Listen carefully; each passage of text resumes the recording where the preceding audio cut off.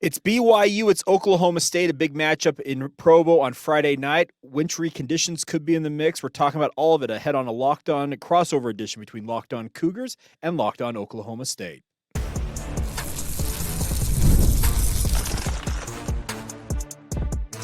You are Locked On Cougars, your daily podcast on the BYU Cougars, part of the Locked On Podcast Network, your team every day.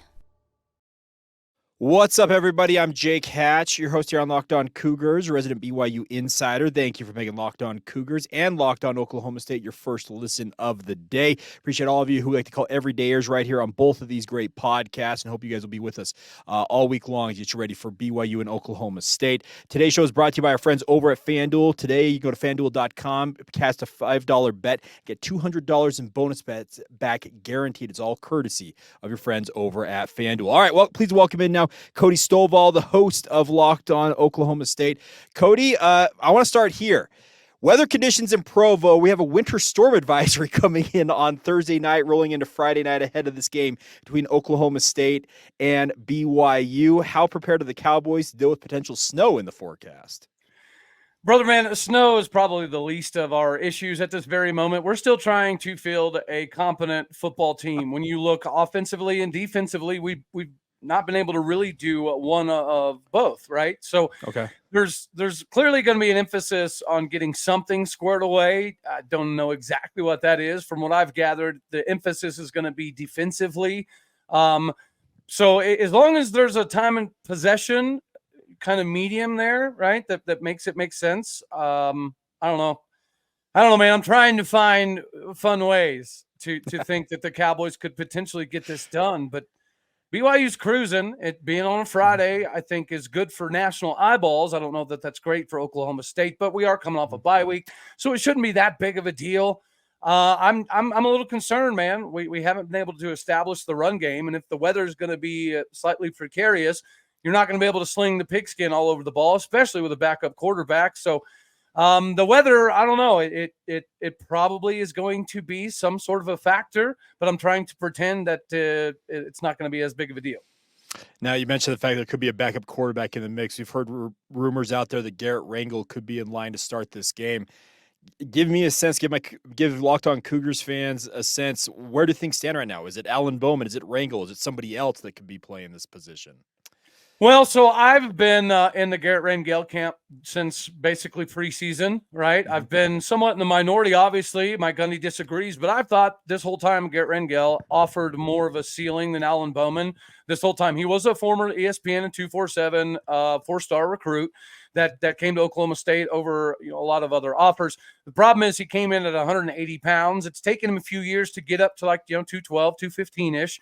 It's where he is now. He does have a better arm than Alan Bowman, but, he has gotten the opportunity to play a few times, and it's been very underwhelming thus far, I must admit. But Garrett Rangel does provide something that Alan Bowman doesn't, and that's the ability to run. Why we have been running the RPO with Alan Bowman, I don't know. But now if we're going to run the RPO with a Garrett Rangel or a Milwaukee Smith or even a Zane Flores, we're hearing rumors that he might actually suit up. We'll see. All three of those guys are more mobile options than Alan Bowman, so I would expect that to be a part of this game plan for Garrett Rangel. Now, you mentioned the name Milwaukee Smith. BYU fans are well aware of him because essentially it came down to BYU and Oklahoma State in his recruitment process. It'd be kind of a funny thing if he ends up seeing time, if not starting this game, be kind of an interesting turnaround that quickly to see him play against a team that he was heavily considering, speaking of BYU, when he was coming out of high school. Well, and you guys know, right, more than anybody else, really, the athletic ability he has kind of speaks for itself, right? He's, I think, second all time. He broke a lot of Tom Brady's records at Juniper Sierra High School. He walked in the building at 6'4", 207 pounds. And so athletically, he is going to be able to provide something a little bit different. And as that stands, I wouldn't be too surprised if we see Milwaukee, or if the reports are true that Zane is potentially going to suit up. Those two dudes, I think, will get some time at maybe a 4th and 1 red zone style of packaging. At least it makes a lot of sense to me. Now, for the life of me, you mentioned the fact that the running game has been struggling getting going for Oklahoma State. how in the world is Ollie Gordon not like just going beast mode? Is it the offensive line just not been good enough? What is going on with their run game? Yeah, dude. So you look back at some of the film stuff, and there was a stretch. There were a couple games where it looked like Ollie Gordon was being far less patient. He wasn't utilizing his vision like he did last year, and it was causing him to kind of run into the backs of his offensive linemen instead of find the holes. And then I did some more digging, right? It's the beauty of this job. And then I found out that he's getting hit in the backfield almost 53% of the time. Yeah, dude. Exactly. So I don't care who you are, right? You do have to break tackles, but if you look again, statistically, he's good at breaking tackles. But when you're getting hit behind the line of scrimmage, over half the time you get the ball before you ever even, have the opportunity to get going, I don't care who you are, it's difficult to stop. So, yes, teams have been loading the box for one. And number two is the offensive linemen have not been doing very good at all. They've been one of the worst, if not the worst in the country, 2 years in a row at PFF grades for run protection. Okay. Mike Gundy this week says that he got headbutted by a cow. Are we buying that excuse? Well, unfortunately, it didn't seem to knock any sense into him, because ever since he got hit in the head with the cow, he's been talking about crazy stuff and third string dudes that are hurt potentially playing and this and that and the other. It's just, I don't know, man. I think Mike Gundy needs to be in concussion protocol, because I don't know that he's making a whole lot of sense. Well, he's a guy who's been around a long time, and it was just such a funny thing on Monday to hear him say, hey, this press conference, we're not doing it because I got a bloodshot eye, and I just don't, it doesn't make for a pretty face. And I got to admit, I was laughing pretty hard at that. Well, it's better than the alternative, right? I didn't get hit in the head with a cow, but I may need to be sponsored by Jack Daniels the more I keep watching this particular football team. It's killing me, man. Yeah, this has been the most devastating year for expectations of my lifetime. And again, I got season tickets in 97, been going to games since 94, and this is just the most anticipatory season of all time. Jake, 20 returning starters and 90% of the roster, and we're doing nothing. And I am getting, as you can tell, got kind of frustrated at this point in time with Mike Gundy, our fearless leader. He's the dude that's in all of the memes while the house is on fire. He's sitting there typing, saying everything's fine. It is maddening. It is frustrating. You do see teams out there acknowledging the fact that they have major issues midseason. So what do? They fire coaches. They demote coaches. They promote coaches. Mm-hmm. We're not doing any of that, at least not publicly. So we'll see. I do think that Mike Gundy is currently suffering from a concussion. But that actually could be a good thing, dude, because I don't know if you noticed, but the play calling recently hasn't been too great. So maybe, right, if we don't know what day it is, our play calling will become more creative. I'm a fan. Hey, that very well may be the case. All right, I'm going to go Cows and go Cougs. I'm going to let Cody flip the tables and ask me questions, because you talk about a team that's underachieving relative to expectations. Got to admit, BYU's overachieving relative to their expectations. We'll let Cody ask his questions, what he wants to know about BYU, coming up next as this crossover edition of Locked On Cougars and Locked On Oklahoma State rolls on.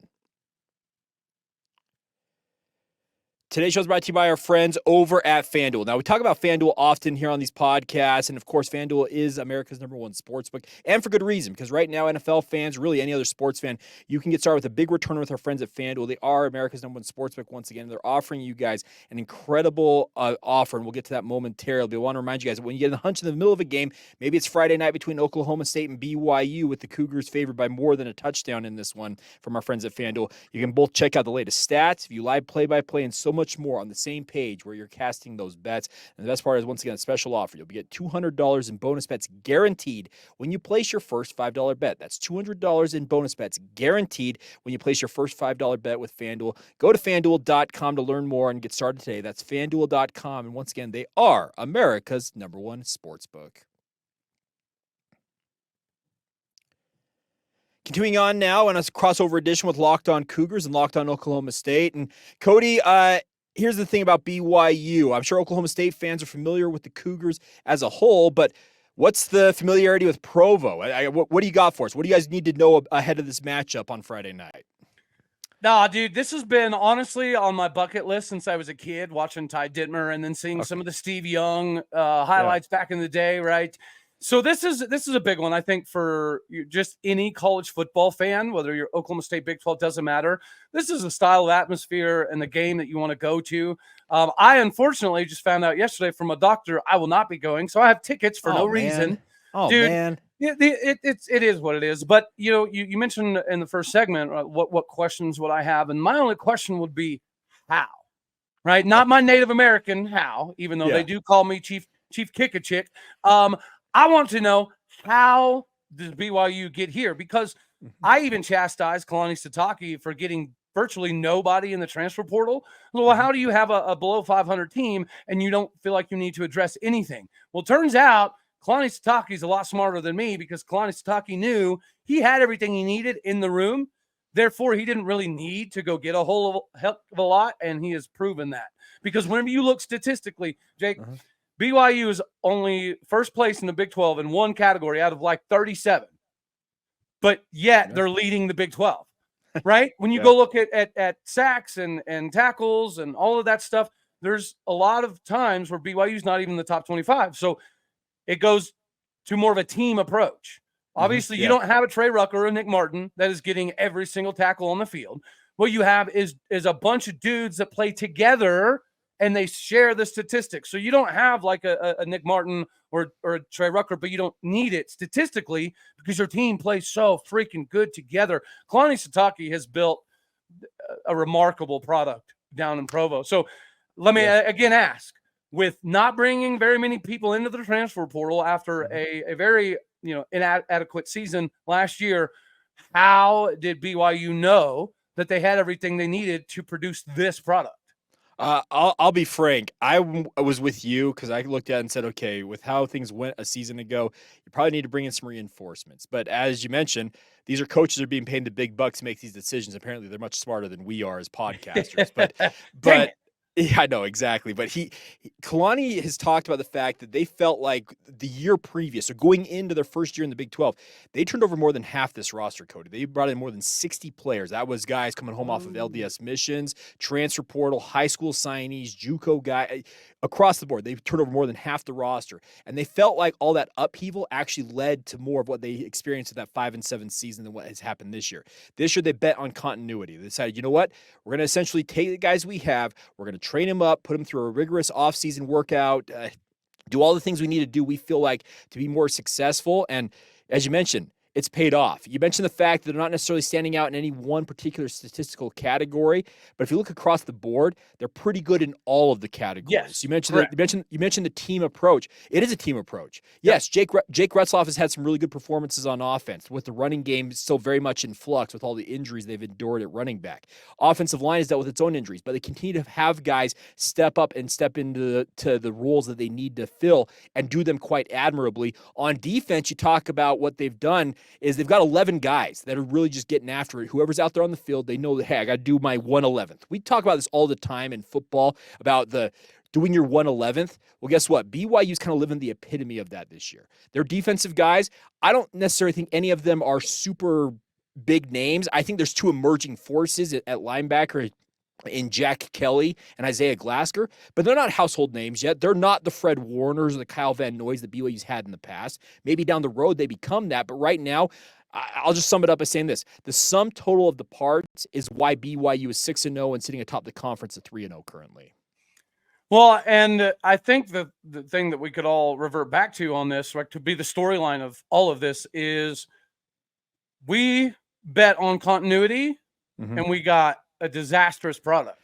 You bet on continuity, and Kalani Sitake looks like an absolute genius. And I think you could argue the same for Iowa State. So you had Oklahoma State, Iowa State, BYU, and West Virginia, and KU, all returning over 84% of their rosters. Yet some of us look like we're completely inept, and some of us look like this is exactly what we were building for. Dude, Iowa State just quietly, silently, very ugly, just keeps winning ball games. Yeah. And here's BYU, the team that decided not to get anybody in the transfer portal. It's so crazy that we all five decided to do the same thing based off of continuity and consistency inside the locker rooms. yet you're getting a completely different product from the team that had the most continuity and the most returning starters on the offensive line, the second most in BCS, or I'm sorry, playoff era history.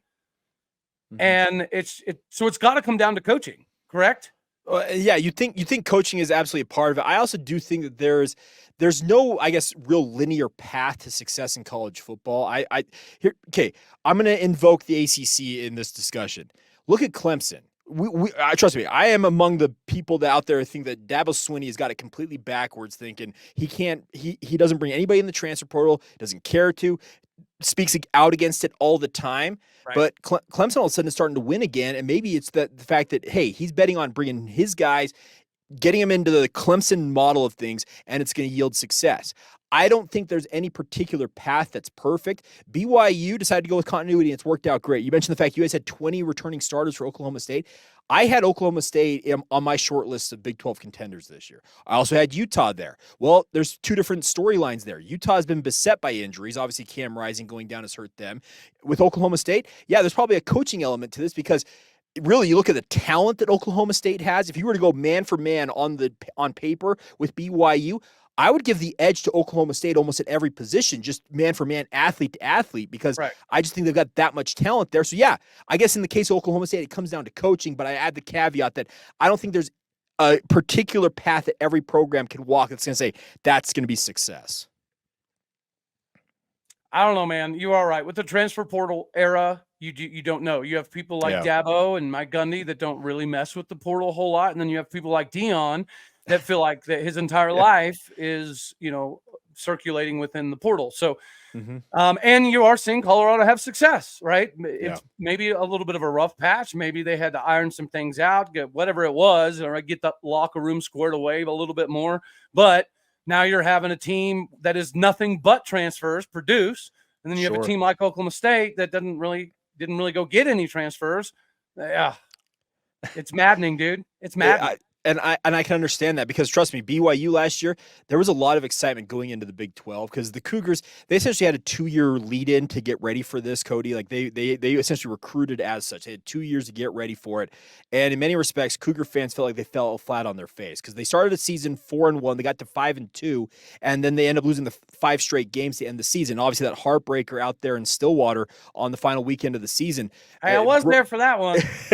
It broke a lot of Cougar hearts that day. Let's just put it that way, in double overtime, to miss out on a bowl game. And I think it left a bad taste in Cougar fans' mouths, and it really kind of lasted the entire offseason. We heard from the players and coaches all offseason in Provo saying, hey, we've been working hard, we believe in ourselves, and you and I both know this, doing as long as we have, that, okay, is that all just like coach speak? You guys just trying to make yourselves feel better, or is it going to legitimately lead to results on the field? And I think that the storylines between these two programs, speaking of Oklahoma State and BYU coming into this matchup, in one case, it's worked out. And all the talk in the offseason that those players and coaches put out there from BYU side, well, they've backed it up. Whereas Oklahoma State, yeah, it's not necessarily been living up to the expectations they all had. And it's unfortunate, but I guess the good news is, if I'm speaking to Oklahoma State fans for a moment, is there's still opportunity. The back half of the season is here. I know it was an 0-3 run leading into the bye week, but guess what? Now it's time to turn it around, hopefully.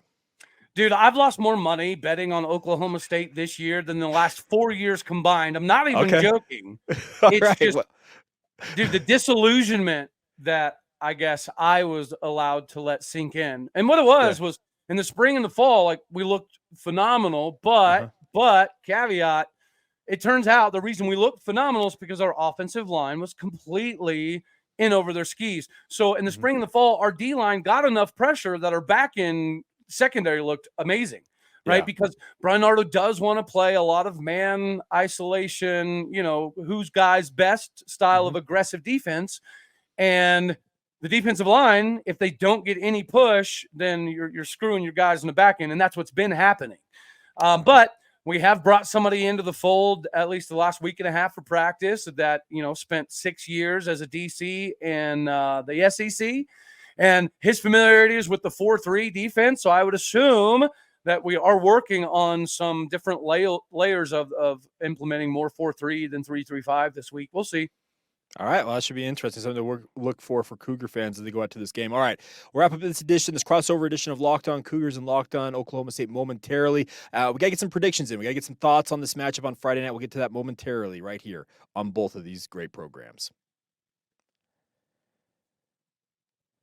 Today's show is brought to you by our friends over at excuse me, I apologize. I screwed that up there. Over at Hims. And of course, Hims is here for you guys when it comes to your sexual wellness. Now, we all talk about all the time. You probably hear a million ads for all things ED out there. But the good news is our friends at Hims want to help you guys out, perform better no matter what it is in your life. And the best part is it's time to stop worrying about your performance and get Hims so you can feel confident knowing you can get everything you need taken care of when the moment hits. Hims is changing males' healthcare by helping you with access to affordable sexual health treatments for the comfort of your couch. They offer you an access of doctor-trusted ED treatments like chewable hard mints, Viagra, and Cialis, and also their generics are up to 95% off of their price. And the best part is it's 100% online, so to have that awkward visit, going to the doctor's office and being with a doctor you don't know and having to talk about such things. The best part about it, no insurance is needed, and one low price covers everything from treatments to ongoing care with our friends at Hims. Start your free online visit today at hims.com/lockedon. That's HIMS.com/lockedon for your personalized ED treatment options today. HIMS.com/lockedon one more time.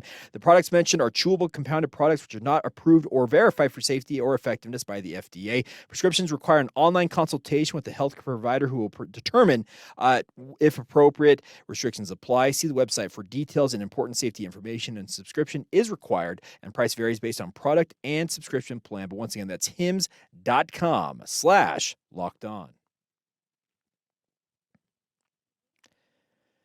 All right, final stanza of today's Locked On Cougars and Locked On Oklahoma State crossover. And Cody, looking forward to this matchup because I think BYU, and I talked with Connor Pay, who I have on my show. He's a team captain for BYU every week, and he admitted that there is a bit of a payback feeling for BYU coming off of that game a season ago out there in Stillwater. It was heartbreaking for that team to miss out on a bowl game and come that close to getting that elusive sixth win. What's the mindset of Oklahoma State? You've talked about the fact that you're concerned about the coaching and the like, but what's the mindset of the team as they come into this matchup against the Cougars? I think the team is equally as perplexed as the fan base is on how this season has gone. Because that's the thing, man. Whenever you bring back virtually 90% of your roster and you do have all those offensive linemen that have, 220 starts amongst them, the reason that you get all of those dudes to come back is to play for trophies. Yeah. I mean, that's it. Like, you don't bring back 20 returning starters to compete for the Insight.com Bowl. That's not what you do. So I'm sure the players are equally as frustrated, right? And you have some of them. Mike Gundy mentions this all the time, and I don't know that he should have, right? Because he has said repeatedly, this is a business. Eventually, these guys are basically just going to be employees of the school. Well, he said that so many times that eventually the players have to start saying, you know what? Mike Gundy's right. This is a business, and business is bad. The company that we're working for doesn't really seem like they're willing to do anything to fix it. So, yeah, when things like this happen, this is why the transfer portal sometimes gets out of hand. It's because you have the head coach basically smoke and mirrors the whole country, acting like everything's fine, and he doesn't really care what the fan base has to say. You keep doing that, eventually you're just going to get people beyond frustrated, and I think that naturally seeps into the locker room. Now, is it enough to cause problems? Maybe not. We saw it with Spencer Sanders and all that saga in 2022. I do believe that the players, by and large, believe more in Garrett Rangel than they do in Alan Bowman. So I do think that you're going to see a little bit more of an inspired effort from the Cowboys, at least offensively. And then defensively, if what we're working on is, if it works, then it'll be a competitive ball game. The one thing I will say, I wouldn't say confident, but this is the first time I felt a little bit of, okay, we could probably win this ball game in the last 3 weeks. And it's only because of the injection of Garrett Rangel into the offense. He does add a different layer, and then you have more athletic quarterbacks behind him. And then defensively, if we're going to try to base things up a little bit more old school, as we have the size and speed of SEC dudes, but this 3-3-5 with Nardo, it's not been working. So if we're going through an oversimplification method defensively, we might be able to keep this thing pretty close. I have more confidence that we could potentially win this game than the last 3. I don't think we're going to win, right? But I think that it actually could be close because of the excitement and the injection of some of the new pieces offensively and defensively. Okay, you mentioned Garrett Rangel's name. Are there maybe 2 or 3 other guys BYU fans should be aware of in this matchup? Well, so our best receiver is Dejon Stribling. And honestly, if we had a quarterback that could distribute him the ball better, he would be – I mean, he's in the Blitnikoff Award race, but barely. And that's not his fault. So we want to see a little bit more of Dejon Stribling because him and Brendan Presley do have NFL capabilities, right? They might both be later round guys. But he needs to kind of put a little bit more on film to help his draft stock. And again, I don't know that the timing with him and Garrett Rangel is great, but I do know the timing between Talon Shetron and Garrett Rangel is phenomenal. So from a wide receiver perspective, you guys know who Brendan Presley is. You didn't get to see Dejon Stribling last year because he was injured. I think you saw a little bit of Talon Shetron.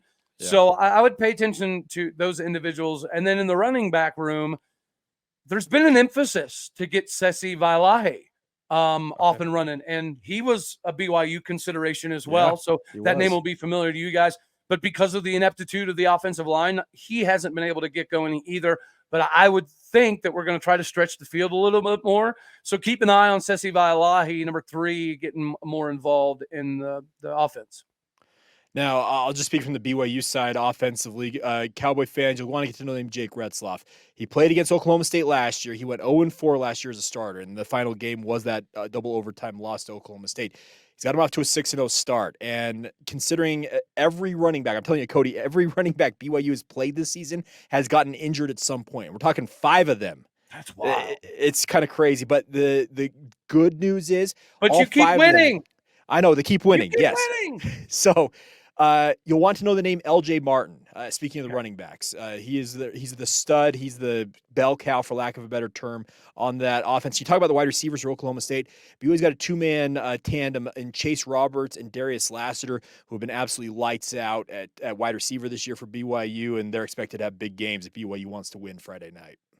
Dude, Chase Roberts, outside of Teteroa McMillan, is my favorite wide receiver to watch in the Big 12. Honestly. He's a fan favorite. There's no doubt about it. He's a good player. The best part, he's a local kid. He literally grew up 20 minutes north of where BYU is located in American Fork, Utah. So he's a true hometown kid putting on for his hometown university. It's a really cool story. That is phenomenal. I absolutely love that. All right. Well, Cody, you got a score prediction for us before we go out the door here? Yeah, I'm going to say the Cougs get or did, but I do think it's actually going to be close this go around. So, and the weather I think is going to play some sort of a factor. Yeah. So I'll say 28-24 BYU Cougs. Okay, I was thinking something similar. I had BYU 31, Oklahoma State 23. So I think we're kind of in the same ballpark there. I do think the weather might keep it down a little bit. The biggest thing is I think the 2 ground games, both of them a little iffy so far through the first 6 games for both of these programs, could play a big role. Whoever can get that going in this game with wet weather, snow, whatever it's going to end up being Friday night could play a role. But Cody, always good to catch up with you, man. Where can everybody find your fine work if we're Cougar fans want to find out more about Oklahoma State? Yeah, just the daily Locked On Oklahoma State show. I do some stuff traveling, 7-on-7 high school recruiting as well for Prospect Sports. So keep an eye on that. As far as socials go, X is at All Day O State, and then it's all O State all day on all the other socials that I clearly use so much.